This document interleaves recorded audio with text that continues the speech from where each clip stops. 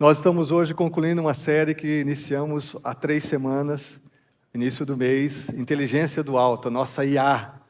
Não é inteligência artificial. Nós temos dito aqui que a nossa inteligência, ela é uma pessoa. Ela não é artificial, ela é pessoal. A nossa inteligência é Jesus. E você que esteve aqui conosco nessa semana, eu tenho certeza que você tem sido muito abençoado pela palavra. E eu espero que Deus possa realmente ministrar o seu coração. E que esse entendimento que nós temos, de que nós temos uma inteligência acima da inteligência humana, da racionalidade humana, da capacidade humana, que nós temos a presença sobrenatural de Jesus, através da pessoa do Espírito Santo que nos habita, que nos capacita a ver além, que nos capacita a ter uma visão ampliada, que nos capacita a ir além das nossas próprias capacidades e limites, que você viva nessa dimensão do que Deus tem para você. Eu quero só dar um break aqui, porque eu quero orar com você pela palavra, mas eu quero mencionar 3 coisas aqui mais relativas aqui à igreja. E eu quero aqui usar alguns minutinhos. A primeira coisa que eu queria pedir para você, eu estava conversando com a galera de mídia que se esforça demais aqui na igreja, e eu queria perguntar para você se você está já seguindo a igreja no seu Instagram, se você está aqui, você segue a igreja no canal no YouTube. Por quê? Porque isso ajuda muito a igreja a levar todo o conteúdo que a gente produz. Então eu queria pedir que você desse uma olhada aí, quem sabe se você pode fazer isso agora, nesse momento, né? E você pudesse seguir a igreja no Instagram se você ainda não faz, ou você pudesse seguir no canal do YouTube, porque isso ajuda a igreja a levar para mais pessoas aquilo que nós produzimos aqui. E nós temos aí uma equipe trabalhando por isso, uma equipe de voluntários, né? Nós temos aqui voluntários servindo agora, para que a gente possa levar aquilo que nós produzimos juntos como comunidade a mais pessoas, tá bom? Então eu queria apelar que você realmente possa seguir a igreja no Instagram, estar acompanhando tudo que a gente vai produzindo, tudo que a gente vai divulgando, tudo que nós realizamos, e também o canal no YouTube, ok? Segunda coisa que eu queria dizer é que nós estamos na nossa campanha dos ares novos, né? E eu estou vendo algumas pessoas se abanando aqui, porque nós já faz, acho que 2 ou 3 semanas que o nosso ar-condicionado novo chegou, mas nós não conseguimos ainda a instalação, porque é um trabalho um pouquinho difícil, né? Mas, sobretudo, nossa equipe aqui, o Nelson e a Vera, que tem a empresa que cuida do nosso ar-condicionado ao longo de todas as décadas aqui. O Nelson não teve bem de saúde, então nós vamos orar amanhã, ele vai no médico, inclusive, eu estava falando assim, Nelson, nós vamos orar por você, porque ele falou, se estiver tudo bem amanhã, então eu começo a instalação e provavelmente a gente vai desfrutar já desse ar na próxima semana. Eu peço sua oração para que tudo dê certo, né? E que Deus abençoe a saúde do Nelson, que está aqui com a gente também, cultuando a Deus. E nós estamos nessa etapa aqui, uma etapa muito simples, né, irmãos? Nós estamos trocando metade do ar-condicionado, para depois trocarmos a outra metade. E nós falamos de ter 150 pessoas. Uma coisa muito simples, além dos nossos dízimos e ofertas, 150 pessoas que pudessem doar R$500 em 5 parcelas. Nós temos até o momento 120 pessoas. Então, ainda para atingir o nosso objetivo de 150, precisamos de mais 30 pessoas participando. Então, quem sabe você não está participando ainda, e você pode fazer isso com generosidade, porque o que nós fazemos aqui juntos, fazemos como comunidade. Aliás, eu quero dizer, irmãos, algo aqui que está vendo com a comissão executiva, com a tesouraria da igreja, nesse mês de fevereiro, vocês acreditam que até o momento nós só chegamos a 60% das nossas entradas nesse mês de fevereiro? Aí algum irmão comentou comigo assim, mas é o problema, pastor, do IPTU, do IPVA, material das crianças, né?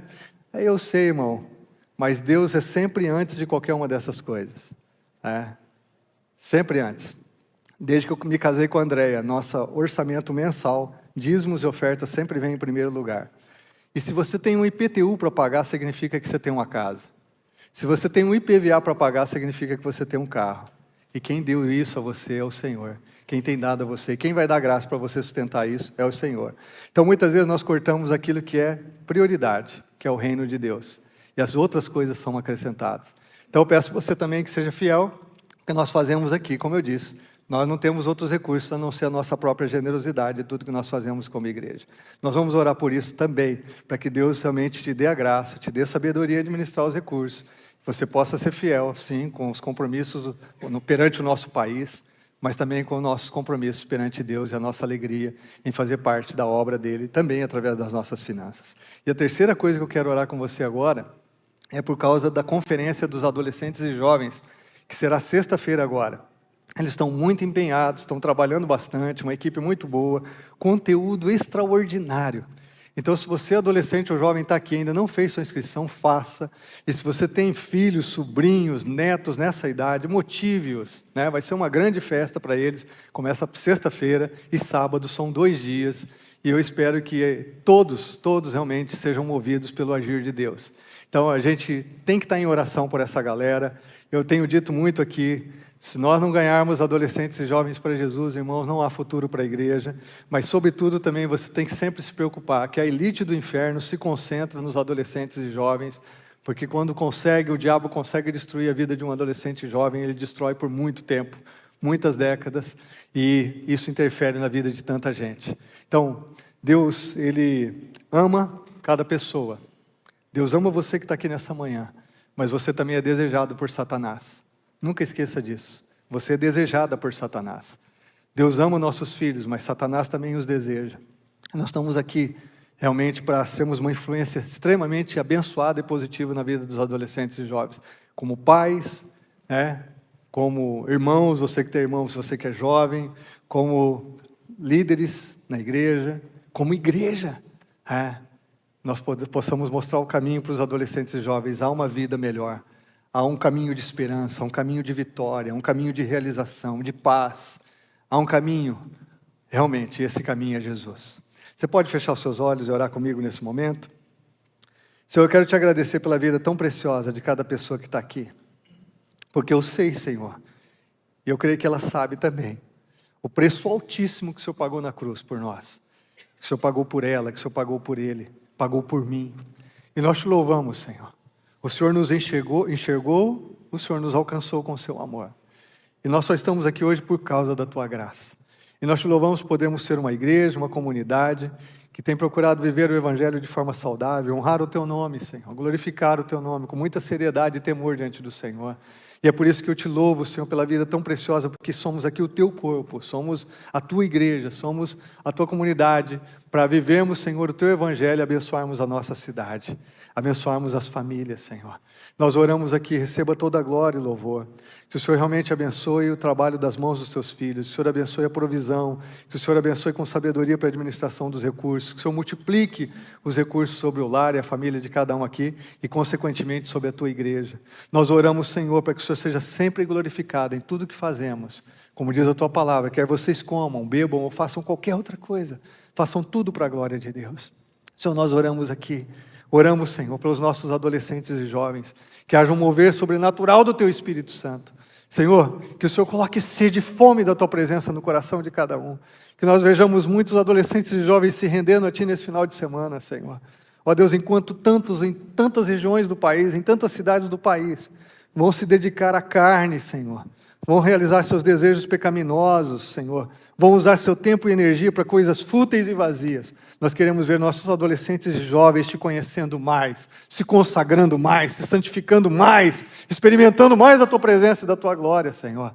Ó Deus, e vivendo aquilo que é bom, aquilo que é reto, aquilo que é justo, vivendo o centro da tua vontade. Por isso nós oramos aqui, Senhor. Senhor, nós vamos ler a tua palavra nesse momento. E nós oramos que o Senhor fale conosco, nos confronte, nos corrija, nos abençoe, no poder do nome de Jesus. Amém. Amém.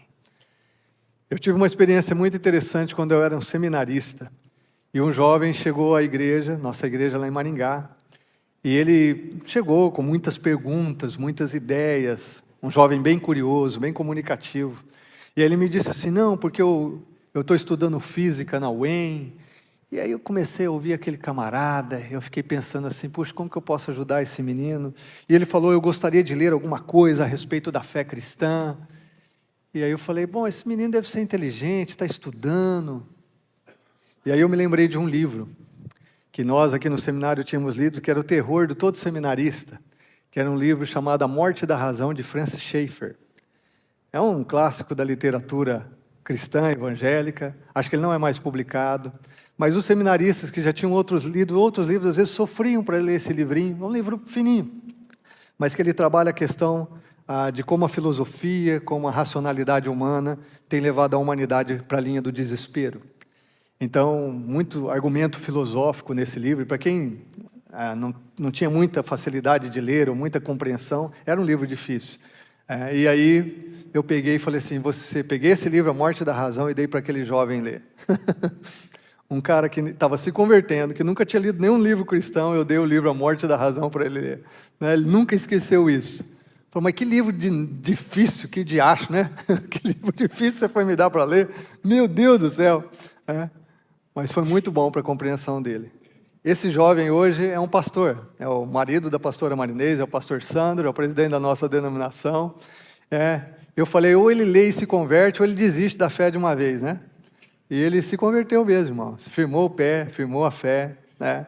E eu fico feliz. Se você quiser, tem interesse em ler um bom livro, né, que faz uma boa apologia cristã, que pensa na racionalidade, em relação à filosofia, esse é um bom livro, Francis Schaeffer, A Morte da Razão. Ele é um autor renomado, extraordinário. Alguns colocam ele ao lado de C.S. Lewis como uma influência do século passado, né, na parte de apologia cristã, da defesa da fé. E é muito legal. E o que eu estou mencionando isso? Porque o Francis Schaeffer, ele coloca sobre 2 andares. E ele fala que a humanidade, no caminho do racionalismo, né, se colocou no andar de baixo e esqueceu o andar de cima. A humanidade esqueceu de ver a fé e o relacionamento com Deus como ponto de sentido para a vida. Então, ela se colocou abaixo da linha do desespero. E ele fala de alguns filósofos existencialistas, inclusive o Jean-Paul Sartre, filósofo francês, ele menciona bastante o Jean-Paul Sartre. Essa linha do desespero, de que do andar de baixo, quando você tira Deus da equação da vida, a vida não faz sentido nenhum. Mas aí nós temos que achar esse sentido através da filosofia ou da racionalidade. E ele fala, é uma linha de desespero. Então ele fala desses 2 andares, o andar de cima, onde a vida tem propósito, onde existe Deus, onde existe fé, o andar de cima, onde nesse universo existe sentido, existe valor. Mas no andar de baixo o mundo é finito, o mundo é sem Deus e a vida se torna absurda. Você sabe que Salomão diz assim, quanto mais se conhece, mais sofre. E muitas vezes os pensadores, os filósofos, os sociólogos, né, as pessoas que pensam a realidade da vida, o sentido da vida, eles sofrem mais, porque exatamente eles vão chegar ao ponto de desesperança. É uma vida absurda. É absurdo nós pensarmos que o homem tem que encontrar felicidade, realização e propósito sem Deus, em si mesmo, na sua finitude. É impossível, é inconcebível a gente pensar que nós estamos num universo também finito, que ruma à autodestruição, e nós como seres humanos ainda temos que buscar ser felizes e realizados, viver com sentido, quando não existe esperança além dessa vida. Quando nós temos que nos defrontar o tempo todo com a nossa finitude. Quando nós temos que defrontar o tempo todo com a finitude do próprio cosmos. Então, algumas palavras aqui que eu queria mencionar, ele diz assim, mas se Deus não existe, a vida vai terminar assim? Com a nossa finitude? É isso? A vida é isso? A gente nasce, vive tudo que a gente vive, sofre tudo que a gente sofre, e a vida simplesmente termina. É isso? Essa é a realidade no universo sem Deus, não existe esperança, não existe propósito. O que é verdade para a humanidade toda, também o é para cada um de nós individualmente. Estamos aqui sem nenhum propósito. Se Deus não existe, nossa vida não é qualitativamente diferente da vida de um cão, de um cachorro. Até o autor de Eclesiastes escreveu isso, Salomão, ele diz em Eclesiastes 3, verso 19 e 20, o que acontece com os homens é o mesmo que acontece com os animais, a mesma coisa acontece para ambos, assim como um morre, morre também o outro, todos temos o mesmo fôlego de vida, o homem não tem vantagem sobre os animais, tudo é ilusão, todos vão para o mesmo lugar, todos são pó e todos retornarão ao pó. Essa é a desilusão do livro de Eclesiastes, que Salomão, um dos homens mais sábios do mundo, escreveu. Tudo é vaidade. Não tem sentido algum a vida se a gente pensar na realidade da existência humana, tirando Deus da equação. Que grande ilusão, que grande ilusão. Mais do que isso, irmãos, ainda que a vida não terminasse na morte, escute isso, sem Deus, ela continuaria sem propósito. Porque o homem e o universo seriam, portanto, meros acidentes do acaso, empurrados na existência sem razão alguma. Sem o Deus do universo, nós somos resultados de um acidente cósmico, de uma explosão por acaso. Não há razão para a existência. Quanto ao homem, nós somos uma aberração da natureza, produto cego de matéria mais o tempo e mais o acaso. O homem não passa de um bocado de lodo que evoluiu racionalmente. Isso é muito triste, irmãos. Nós reduzirmos o homem, ser humano, criado à imagem e semelhança de Deus, coroa da criação de Deus, a um amontoado de células que se desenvolveram por acaso, produto de uma evolução impessoal, e irracional. Quando a gente olha esse tipo de coisa, a gente pensa no andar de cima e no andar de baixo. A gente pensa no reino de Deus e no reino desse mundo. E quando nós estamos falando aqui da inteligência artificial e a inteligência do alto, usando, na verdade, a IA como algo para a gente pensar que há uma inteligência muito maior do que qualquer capacidade que a inteligência artificial vai atingir, já atingiu e vai atingir, nós precisamos lembrar que há um andar de cima, onde reina a paz. Há um andar de cima, onde os planos soberanos de Deus estão operando e trabalhando e se realizando. Há um andar de cima, onde Deus reina. E quando eu e você temos a graça de sermos salvos em Jesus e desfrutarmos desse Deus, a Bíblia diz que o reino de Deus já se estabelece na nossa vida. Que nós já podemos acessar essa inteligência do alto. Que nós já temos comunhão com Deus soberano. Que nós já desfrutamos do seu amor, do seu cuidado. A nossa vida não é mais por acaso. Há um propósito na nossa vida. Sabemos de onde viemos, por que estamos aqui, para onde vamos. A nossa vida não é marcada pela desesperança, pelo desespero, pelo absurdo da vida. Não, nossa vida é marcada por um propósito divino, amoroso, gracioso. Isso faz toda a diferença. Toda a diferença. Como é bom a gente saber de onde a gente veio, porque a gente está aqui, para onde a gente vai. Como é bom a gente saber que a nossa morte não é o fim. Como é bom a gente saber que nós pertencemos a um Deus pessoal que se relaciona conosco, que é pleno de amor e graça, que tem o maior interesse na nossa vida. E por isso, como cantamos aqui, a sua bondade e a sua misericórdia nos acompanham todos os dias. E eu habitarei na casa do Senhor para todo sempre. Aleluia, irmão. Salmista lá, séculos e séculos atrás, milênios atrás, entendeu? Puxa, existe um Deus que torna a minha vida com propósito, com sentido e significado. Existe um Deus que cuida de mim. O Senhor é o meu pastor. E por isso nada me falta. Tudo que eu preciso, eu encontro nele. Tudo que eu preciso, eu vivo nele. Então, não é na racionalidade humana que vamos encontrar as respostas. Aliás, o iluminismo, o renascentismo trouxe esse otimismo, até muitas vezes ingênuo da humanidade. Nós vamos resolver todos os problemas. E você sabe, no século passado, as 2 grandes guerras mundiais, jogou por terra todo o otimismo que a racionalidade humana iria solucionar os problemas e os dilemas que nós vivemos na nossa existência. E agora, meus irmãos, o que nós vivemos no século XXI, pleno século XXI, com inteligência artificial, com todos os recursos tecnológicos e científicos na nossa mão, a humanidade não melhora. A humanidade só piora. Só piora. Porque o problema do homem está aqui dentro. O problema do homem se chama pecado, se chama rebeldia, é fazer de si mesmo Deus da sua própria vida. Enquanto o ser humano não se rende ao Deus Criador que o criou à sua imagem e semelhança, esse ser humano é um ser humano perdido, que vaga nesse mundo de absurdos, que vaga sem esperança, sem propósito. E é por isso que eu espero que você que esteja aqui, esteja conectado com Deus, o Pai, o Filho e o Espírito Santo, e que você esteja acessando o reino dos céus. A gente vive aqui, ainda no andar de baixo, na terra, enfrentando todos os dilemas que a humanidade enfrenta, mas nós estamos realmente conectados com Deus que reina. Nós pertencemos ao andar de cima. O reino de Deus já é chegado, ele já reina no nosso coração, nós já pertencemos a esse reino, nós já desfrutamos dos benefícios e privilégios conquistados por Jesus na cruz do Calvário. Nós não estamos mais sozinhos, nós não precisamos lutar com as nossas próprias forças, nós não precisamos viver, não, com base nos nossos recursos. Nós temos o Senhor, o nosso Deus. Deixa eu mencionar aqui o que a Bíblia fala sobre isso. E é interessante, em vários lugares na Bíblia você vai ver como nós vemos esse andar do reino dos céus, o andar de cima e o andar de baixo. Quero ler com você um texto de Jeremias. A Bíblia diz que existem 2 caminhos nesse mundo. 2 caminhos. Há 2 caminhos. 2 caminhos apenas.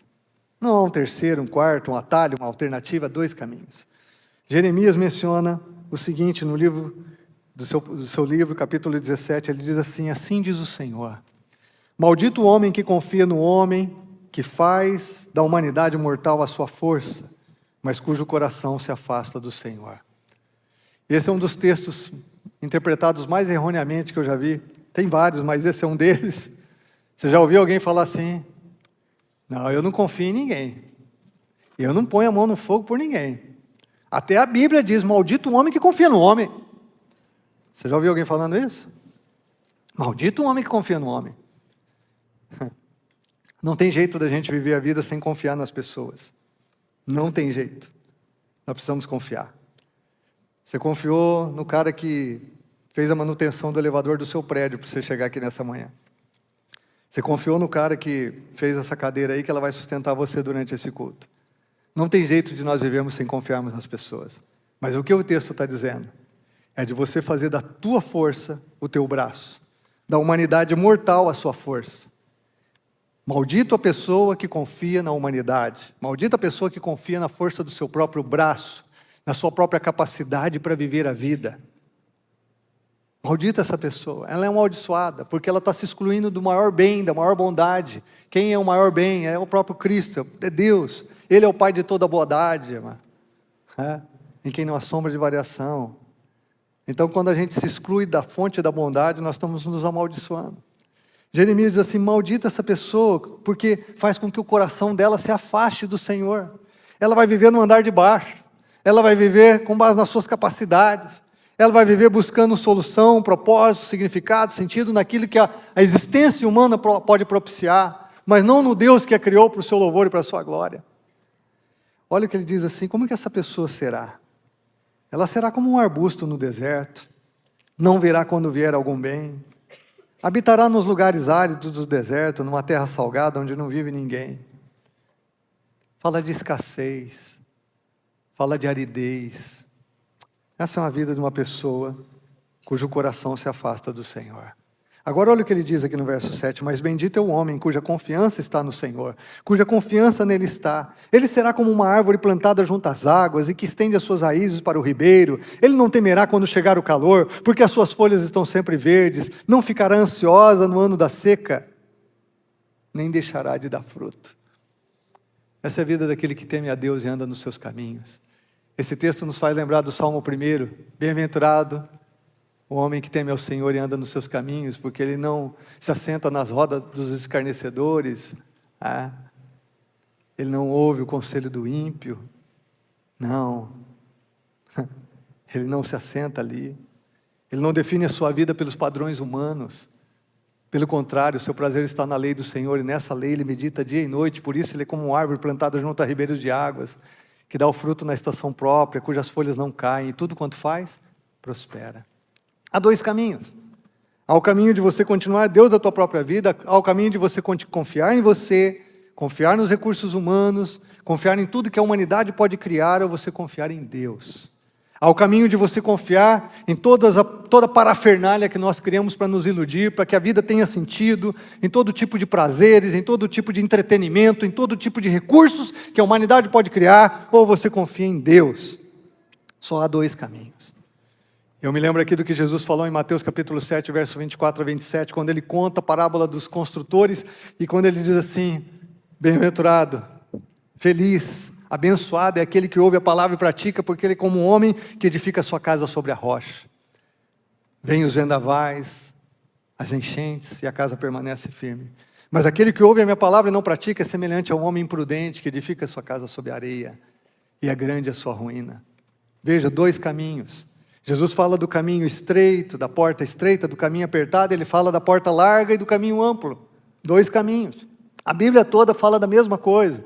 Ou você confia em Deus, ou você confia em você. Ou você confia em Deus, ou você confia nos recursos que a humanidade pode gerar e produz. Quem você confia? Quem você confia? Você realmente está vivendo pela inteligência do alto, aquele que diz assim: os meus pensamentos não são os seus pensamentos, os meus pensamentos são mais altos do que os seus. Os meus planos são superiores aos seus. Ou você continua no andar de baixo. Você continua no andar de baixo. E você não vem me dizer, não, mas eu estou aqui na igreja, eu frequento a igreja há 30 anos. Frequentar a igreja não faz de você um filho e filha de Deus. Não é só isso. Frequentar a igreja deve ser resultado do teu novo nascimento, da tua rendição a Jesus, de conhecer Jesus de forma pessoal, como Senhor e Salvador da sua vida, de uma profunda transformação no seu interior, onde você realmente se tornou cidadão do reino dos céus, apesar de estar aqui na terra. Alguém pode frequentar a igreja a vida toda e continuar vivendo como Deus da sua própria vida. Uma vida de aridez, de sequidão, uma vida infrutífera, que não é o quadro aqui, irmãos. Olha que quadro lindo. Bendito o homem cuja confiança está no Senhor. Ele é uma árvore plantada, ele dá fruto, ele tem estabilidade. Ele tem estabilidade. Olha ali. E não é que ele não passa por dores. Ele diz ali, chega o calor para ele também. Chega calor. Mas ele vai se manter. Suas folhas vão continuar verdes. Não vai ficar na ansiedade da sequidão, não. Vai dar fruto. Essa é a vida daquele que está conectado com Deus, que vive a inteligência do alto. Mas olha a advertência de Jeremias. Desculpe. Ele diz assim, o coração é mais enganoso do que qualquer outra coisa. A sua doença é incurável. Quem é capaz de compreender o próprio coração? Eu sou o Senhor que sonda o coração e examina a mente, para recompensar a cada um de acordo com a sua conduta, de acordo com as suas obras. Não adianta eu e você dissermos assim, não, mas no meu coração eu estou em paz. Eu não mato, eu não roubo, eu não estupro, eu vou para o céu. Não, eu sou um cara bom, eu sou acima da média, eu sou um cara legal, todo mundo gosta de mim. Lembre-se, o seu coração é enganoso. Não é você que se avalia, é Deus que te criou que te avalia, é isso que Jeremias está dizendo. É Deus que vai avaliar a sua conduta, não é você mesmo. Não é você que se avalia e dá um 10 para você mesmo, não é Deus que está olhando a sua vida e que sonda o teu coração e o meu também. É Deus que nos convida a andar com Ele. Quando a gente olha para toda a Bíblia, nós vemos isso, os dois caminhos. Eu quero mencionar mais um personagem bíblico, o apóstolo Paulo. E o apóstolo Paulo, ele menciona em Romanos 8, esses dois caminhos. Olha o que o apóstolo Paulo diz em Romanos 8, a partir do verso 5. Ele diz assim, quem vive segundo a carne, tem a mente voltada para o que a carne deseja. Mas quem, de acordo com o Espírito, tem a mente voltada para o que o Espírito deseja. A mentalidade da carne é morte, mas a mentalidade do Espírito é vida e paz. Olha o contraste. A inteligência da carne, humana, carne, a palavra significa natureza humana. A inteligência da natureza humana é morte, é desesperança, é desespero, é escravidão dos nossos desejos. Essa inteligência que eu e você achamos que temos, que somos capazes de lidar com a vida sozinhos, ela é morte, é caminho de morte. Ele diz aqui, a mentalidade do Espírito é vida e paz. A mentalidade da carne é inimiga de Deus. Lembre-se, a carne nunca melhora, a natureza humana nunca melhora. A natureza humana sempre vai buscar se esconder de Deus, sempre vai buscar subterfúgios, sempre vai buscar atalhos, sempre vai buscar caminhos que nos levem para longe de Deus. É por isso que Jeremias já disse, maldito aquele que confia no homem, na carne, na sua natureza. É sempre isso. Quantos enganos nós já fizemos a nós mesmos? Quantas decisões erradas que nós já tomamos? Quantas feridas abertas que nós carregamos? Muitas vezes coisas que ainda não cicatrizaram, que não foram curadas, porque nós enganamos a gente mesmo. E a gente fez coisas que a gente se envergonha, a gente fez coisas que a gente tem nojo, a gente fez coisas que se não fosse a graça de Deus agindo na nossa vida, nós jamais nos perdoaríamos. Por quê? Porque fomos enganados pelo próprio coração. Miserável homem que sou. É uma expressão do apóstolo Paulo. Paulo diz assim, a carne não se submete a Deus, ela não pode fazer isso. Quem é dominado pela carne não pode agradar a Deus. Verso 9, entretanto vocês não estão sob o domínio da carne, mas do Espírito, se de fato o Espírito de Deus habita em vocês. E se alguém não tem o Espírito de Cristo, não pertence a Cristo. Observe isso aqui. Paulo está dizendo, a carne não pode agradar a Deus, não se submete a Deus, resiste a Deus, e essa é a nossa natureza humana. Todo ser humano é assim, todo ser humano.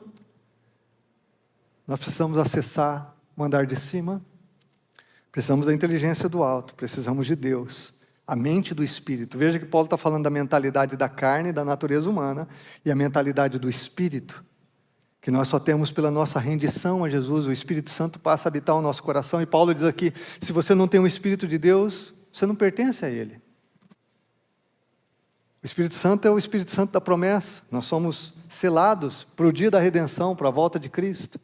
É o Espírito Santo, a presença de Deus em nós, que autentica que nós realmente pertencemos a Ele. Paulo fala que nós somos selados pelo Espírito Santo. Somos firmados pelo Espírito Santo. Somos propriedade de Deus através do Espírito Santo. Então é um recurso sobrenatural, irmão, é um recurso do céu. É o próprio Deus em nós. Essa é a inteligência que eu e você precisamos acima de tudo. Nós já dissemos aqui desde o primeiro encontro, nada errado contra você usar tecnologia, não tem nenhum problema você se refinar na capacidade de usar a tecnologia a seu favor e a favor do reino de Deus. Mas, irmãos, essa tecnologia, a racionalidade humana, nada do que a gente tem, absolutamente nada, pode substituir a inteligência do alto. A inteligência humana é a vida aqui embaixo, que Paulo chama de mentalidade da carne, mentalidade da carne. Mais uma vez quero colocar o verso 7, que diz: a mentalidade da carne é inimiga de Deus, inimiga de Deus. Por isso, muitos homens inteligentíssimos são inimigos de Deus. Muitos homens que acreditam mais no seu QI do que na revelação da palavra, se tornam inimigos de Deus, rebeldes contra Deus. Assim caminha a humanidade. É interessante que o apóstolo Paulo, como tantos outros autores bíblicos, ele destaca que uma das piores manifestações dessa carne, dessa natureza humana, é a religiosa. E Paulo viveu isso na sua vida. Paulo era um cara extremamente religioso, ele fala da sua ficha de bons serviços no judaísmo, como ele era hebreu dos hebreus, da tribo de Benjamim, como ele confiava na sua carne, e por isso ele se tornou perseguidor da igreja por causa do seu zelo religioso. Era um idiota, era alguém lutando contra Deus, usando o nome de Deus, completamente cheio da mentalidade da carne. Uma das piores expressões da humanidade é a mentalidade da carne se expressando na religiosidade humana. É aí que nós temos os grandes radicais religiosos, as pessoas que matam em nome de Deus, as pessoas que fazem atrocidades em nome de Deus. Paulo era um deles.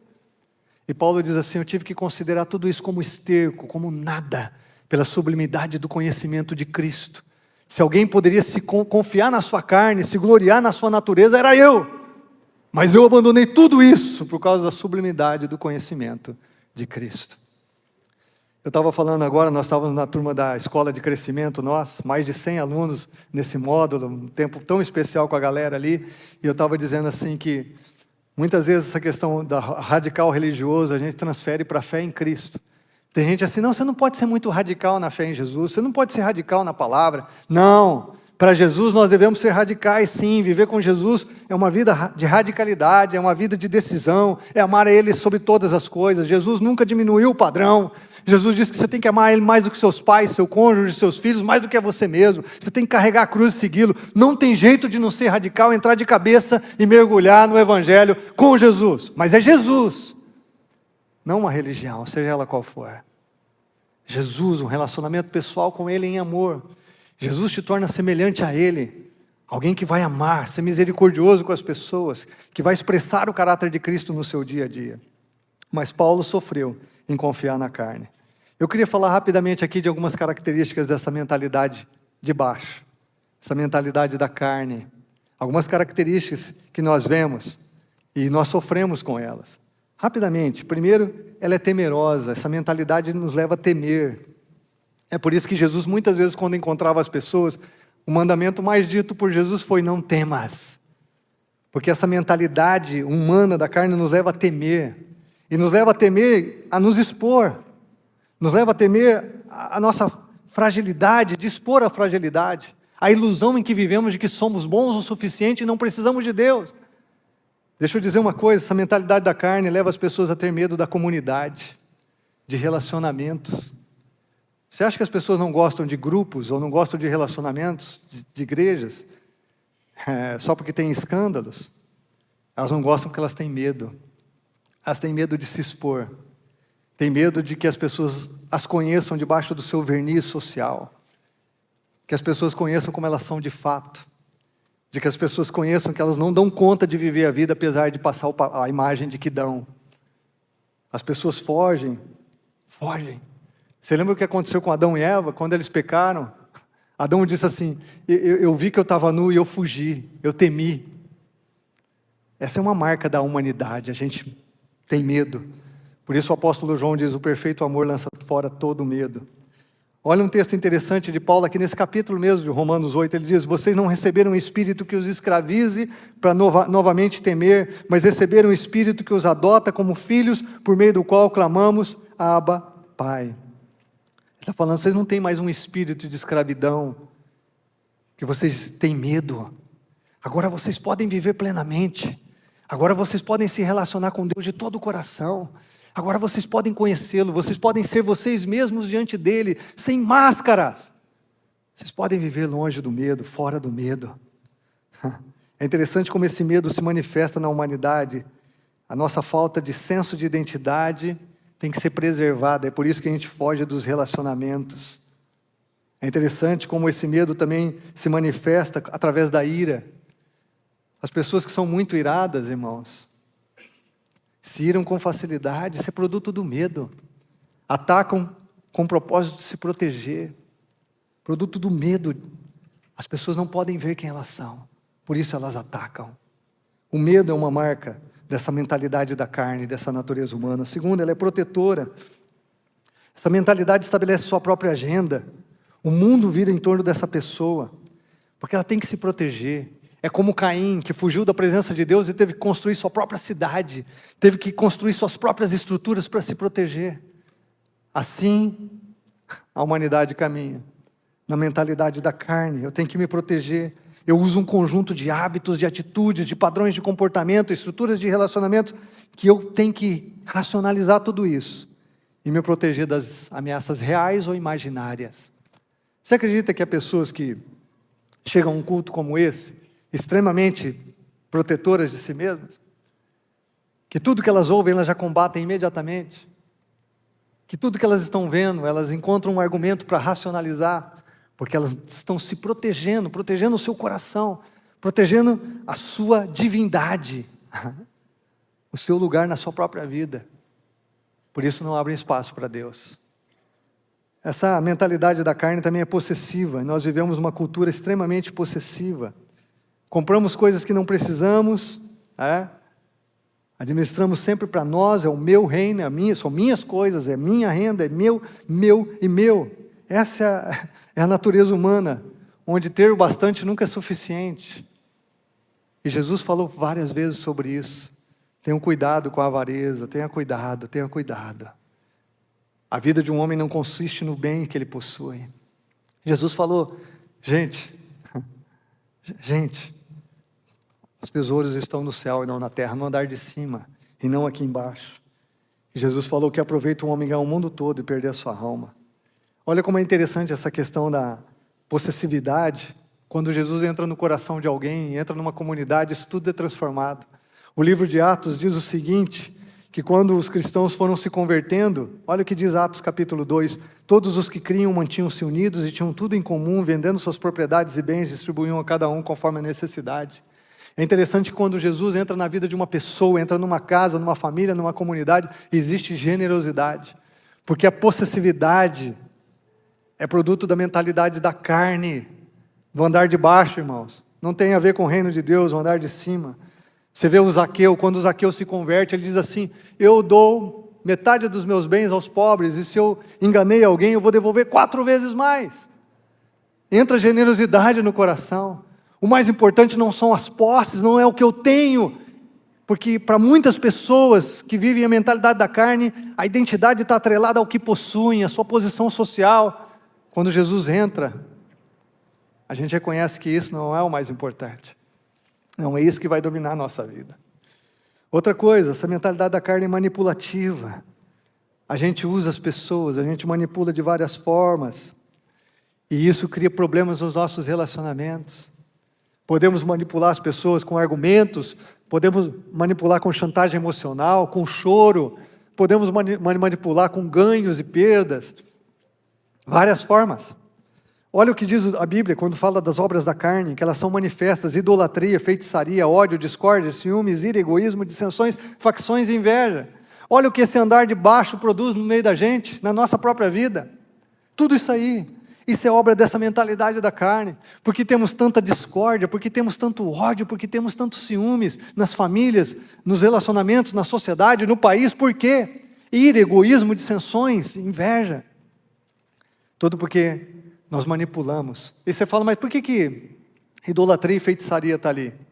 Sabe por quê? Porque idolatria e feitiçaria é uma forma de manipular os deuses.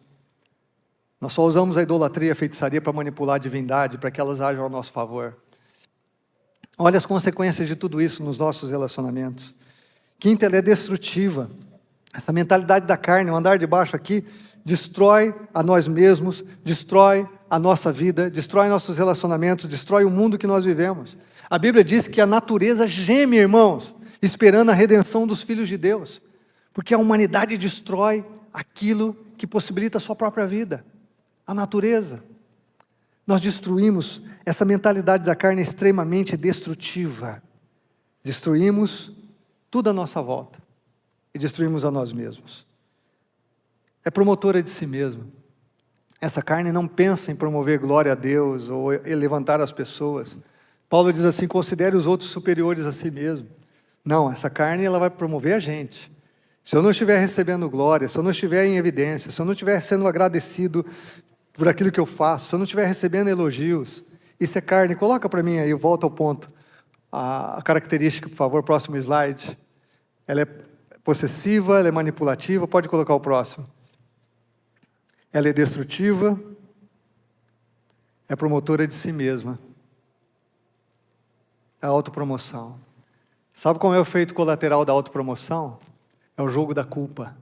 Quando as coisas dão errado, eu tenho que jogar a culpa em alguém, porque a minha imagem precisa ser mantida. Quantos casamentos arrebentados pelo jogo da culpa? Quantas famílias divididas e destruídas pelo jogo da culpa? Você conhece, isso vem desde Adão e Eva. A mulher que o Senhor me deu é a serpente. Sempre o jogo da culpa. Por quê? Porque eu tenho que promover a mim mesmo, eu tenho que defender a minha imagem. Isso é um andar de baixo, irmãos. E o último aí é que ela é insaciável. Insaciável. A Bíblia fala dessa insaciabilidade humana. Não tem o que chega, não tem o que basta. Quanto mais você peca, mais você quer pecar. Quanto mais você trai, mais você quer trair. Quanto mais você consegue um dinheiro ilícito, mais você vai querer conseguir. Quanto mais você se corrompe, mais você vai se corromper. Não para. Como eu disse aqui, a carne nunca melhora, a mentalidade da carne nunca melhora. Então, onde está a nossa vitória em tudo isso, irmãos? Eu sei que você já entendeu. Não há esperança para você em você mesmo. Não há esperança para você na humanidade. Não há esperança para mim em mim mesmo. Por isso Paulo termina o capítulo 7, começa o 8, dizendo exatamente: miserável homem que sou. Quem vai me livrar do corpo dessa morte? Quem vai me livrar de mim mesmo? Aí ele fala no capítulo 8, verso 1. Aqueles que estão em Cristo Jesus, não há condenação para quem está em Cristo Jesus.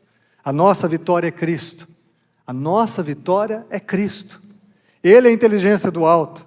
Não é artificial, é pessoal, é uma pessoa com quem nos relacionamos, quem nos ama, que nos criou com propósito, com sentido, que não desistiu de mim e de você, que nos trouxe aqui mais uma vez, para nos lembrar do seu amor, que nos trouxe aqui mais uma vez para nos lembrar da sua graça, que nos trouxe aqui mais uma vez para iluminar nossa mente, o nosso coração, para entendermos que qualquer caminho fora de Cristo é um caminho de perdição e morte. A mentalidade da carne é morte, a do Espírito é vida e paz. A carne, quem confia no homem é amaldiçoado, vai viver uma vida de sequidão e esterilidade, vazia e sem sentido. Quem confia em Deus, há calor, mas há frutos. Há calor, mas há produtividade. Há calor, mas há sentido e propósito. É isso que nós vemos. E aí eu quero terminar com esse texto do apóstolo Paulo, Colossenses capítulo 3, verso 1 a 4, que na verdade seria o texto base de toda essa série de mensagens. Olha o que o apóstolo Paulo escreve. Ele diz: portanto, já que vocês ressuscitaram com Cristo, procurem as coisas que são do alto. Inteligência do alto. O poder do alto. Jesus disse: vocês esperem em Jerusalém até que do alto vocês sejam revestidos de poder, referindo-se ao Espírito Santo. Busque o poder do alto. Não está em mim, não está em você, não está na humanidade, não está do nosso lado, está para cima, irmãos. Fixe só seus olhos no autor e consumador da fé. É o poder do alto. Procurem as coisas que são do alto, onde Cristo está sentado à direita de Deus, posição de autoridade, à destra do Pai. Mantenha o pensamento aonde? Nas coisas do alto. Não é nesse mundo. Não encha a sua mente, o seu coração das coisas desse mundo. Não viva a futilidade dessa vida sem Deus. O desespero, não viva abaixo da linha do desespero. Não. Por quê? Porque vocês morreram. Se você recebeu Jesus, você morreu para você. Eu sempre digo isso, Jesus não está aqui para fazer você mais vivo, está aqui para fazer você mais morto. Jesus está aqui para que você morra. Jesus está aqui para que você morra para você e viva para Deus. E você possa dizer como o apóstolo Paulo, a vida que eu vivo agora, eu vivo pela fé no Filho de Deus. Não vivo eu, mas Cristo vive em mim. Vocês morreram em Cristo e agora a sua vida está escondida com Cristo em Deus. Você está guardado nele. Você pertence a Ele, você foi selado por Ele. Ninguém pode tocar a menina dos olhos de Deus, ninguém pode tocar você. Aquele que habita no esconderijo do Altíssimo, a sombra do Deus onipotente descansa. O sol nasce para todo mundo, mas só descansa do Deus Todo-Poderoso, aquele que habita no esconderijo do Altíssimo. Ele diz aqui, vocês morreram, a sua vida está escondida em Cristo. E quando Cristo, que é a sua vida agora, não é a mentalidade da carne, é do Espírito, não é você, é Cristo em você. Agora, Cristo que é a sua vida for manifestado, então vocês serão manifestados com Ele em glória. Porque para o cristão há esperança. Há um reino sublime e eterno, que será instaurado definitivamente através da volta de Jesus. Só para você entender o que Paulo escreve em Colossenses, eu vou colocar aqui 2 contrastes que ele usa.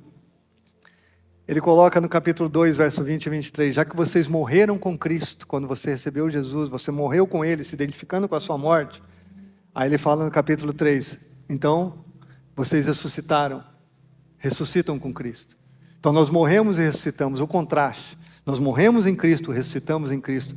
Aí por isso no capítulo 5 ele continua discorrendo sobre a prática da vida cristã, ele diz, agora façam morrer essa mentalidade da terra, faça morrer essa mentalidade da carne, faça morrer a tua própria natureza. Você pode, por quê? Porque você morreu com Cristo. Aí ele fala então, revistam-se da nova natureza. Aqui é a nossa participação no processo de santificação. Só Jesus salva, é uma obra da graça, inteiramente da graça. Mas uma vez que você foi salvo, agora você coopera com o propósito de Deus na sua vida, em se santificar, em fazer renúncias em prol do reino de Deus, em buscar a glória de Deus, as coisas do alto. Aqui nós vemos o contraste entre morte e ressurreição. Morte e se revestir da nova vida. Olha o paralelo, coloca para mim o próximo slide. Ele fala, já que vocês morreram com Cristo, então agora você é capaz de fazer morrer a tua mentalidade da carne todos os dias, viver para Ele. Já que você ressuscitou com Cristo, agora você é capaz de se revestir dessa nova natureza, dessa nova vida que só Cristo pode dar. Irmãos, olha que lindo a palavra. Eu não tenho saída sem Jesus, nem você também. Mas uma vez que você morreu com Cristo para você mesmo, que você se rendeu a Ele, agora você é capaz de tomar as rédeas das suas mãos e viver o domínio próprio do Espírito.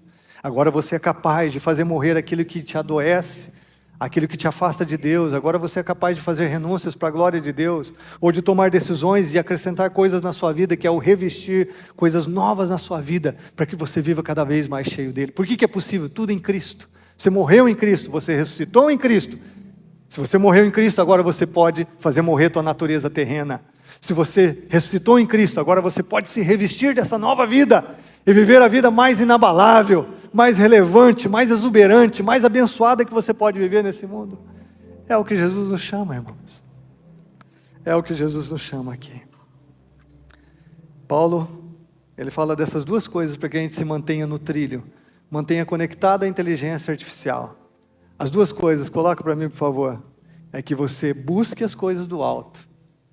Você vai buscar as coisas do alto todos os dias. O Senhor, a própria presença de Deus, o seu reino, sua justiça. E que você então pense nisso o tempo todo, que isso ocupe o seu pensamento, é o que ele diz aqui em Colossenses 3. Você sabe que para os gregos eles entendiam, quando você muda a mente, você muda o comportamento. Por isso a palavra arrependimento no Novo Testamento é metanoel. Mudou a mente, muda o comportamento. Se você pensar nas coisas do alto, isso vai refletir no seu comportamento e na sua vida.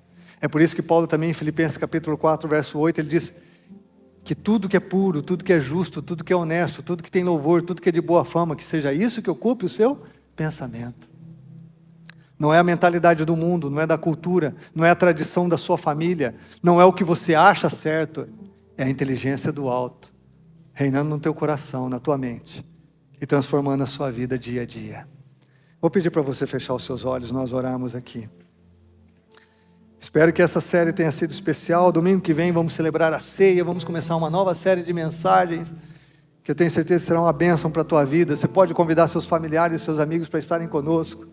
Mas eu quero perguntar a você aqui nessa manhã, enquanto você está de olhos fechados, de cabeça curvada, mas de coração aberto, em quem você tem confiado?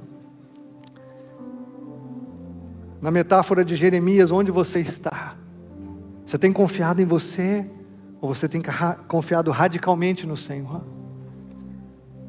Na metáfora de Paulo, a mentalidade da carne é que tem dirigido você, com aquelas características que expressam uma natureza caída, longe de Deus? Ou é a mentalidade do Espírito? É a vida do Espírito reinando em você? Meu irmão, minha irmã, meu amigo, minha amiga, você que está aqui nessa manhã, você que está nos assistindo agora, onde você está? Só existem dois caminhos. Você está abaixo da linha do desespero, como a humanidade se encontra sem Deus, ou você está acima? Como é que está a tua vida? O que mostra a tua agenda? O que mostra o teu casamento? O que mostra a tua família? O que os seus filhos revelam a respeito de você? O que as suas finanças revelam? O que os seus amigos revelam? Os relacionamentos que você possui? Os lugares que você frequenta?